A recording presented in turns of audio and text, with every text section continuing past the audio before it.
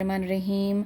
आज हम अपनी नेक्स्ट एक्सरसाइज स्टार्ट करेंगे। इंश्योरेंस के हवाले से है। इंश्योरेंस हमारा सिंबल ऑफ प्रोटेक्शन कहलाता है जो हमें रिस्क से सेफ रखता है। अब यहाँ पर हम क्वेश्चन नंबर 2 स्टार्ट करेंगे। Hamid got life insurance policy. Hamid ने लाइफ इंश्योरेंस पॉलिसी ली है 300,000 की। Find the first premium he has to pay when the rate annual premium 5.2% and policy fees 0.25%। हम सबसे पहले इसका डेटा प्रिपेयर कर लेंगे। डेटा प्रिपेयर करने के बाद हम इसको सॉल्व करना स्टार्ट करेंगे। जैसे कि पॉलिसी फ़ीस 0.25% है, तो 0.25% का मतलब यह हो गया कि आपने डिवाइडेड बाय 0.25% मतलब 100 मल्टीप्लाई बाय टोटल अमाउंट हो गया।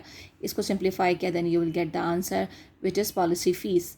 नेक्स्ट हमने अब मालूम करना है एनुअल प्रीमियम। एनुअल प्रीमियम हमने मालूम करना है अपना दूसरा काम है rate of annual premium. Annual premium के लिए हमने क्या किया, 5.2% है तो 5.2 and percent multiply by amount, इसको सिंप्लीफाई किया, then you will get the answer.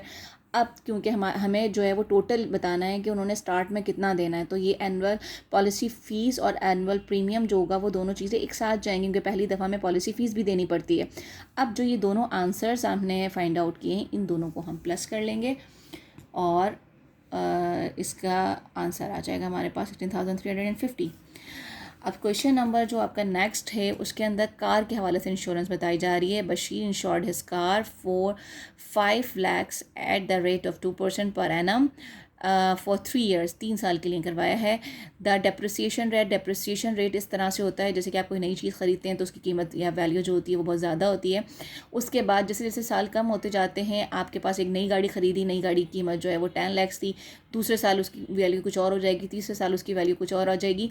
तो जैसे जैसे आप यूज़ करते जाते हैं वैल्यू कम होती जाती है, तो डेप्रिसिएशन मतलब कमी हो गई। 5% के हिसाब से हर साल उसके अंदर कमी आ रही है per year. Find the total amount he has to pay as premium के तौर पर उसने कितना देना है 3 years के लिए। तो इंश्योर्ड कार 5 लाख हो गया, रेट 2% हो गया, टाइम 3 years के हवाले से बात की जा रही है तो 3 years हो गया। डेप्रिसिएशन हर साल का 5% हो रहा है। टोटल अमाउंट ऑफ प्रीमियम हमने मालूम करनी है।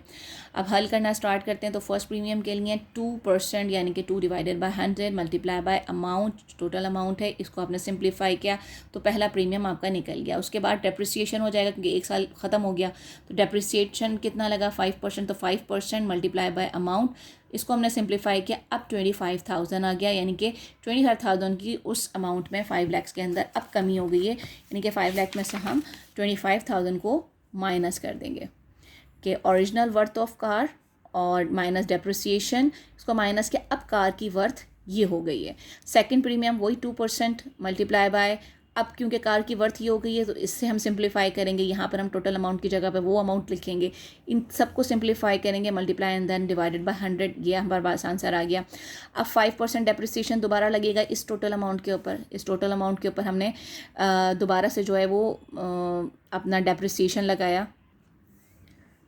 ठीक है, हमने डेप्रिसिएशन अमाउंट आ गया हमारा 5% आ गया। इन सबको हम सिंप्लीफाई करेंगे तो we will get the answer.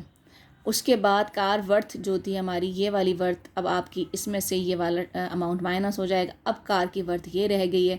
फिर 2% जो है वो इस वाली वर्थ के हिसाब से हम देखेंगे प्रीमियम कितना बनेगा, ये बनेगा। अब हमने फर्स्ट प्रीमियम, सेकंड प्रीमियम और थर्ड प्रीमियम तीनों को प्लस कर लेना है, then we will get the answer.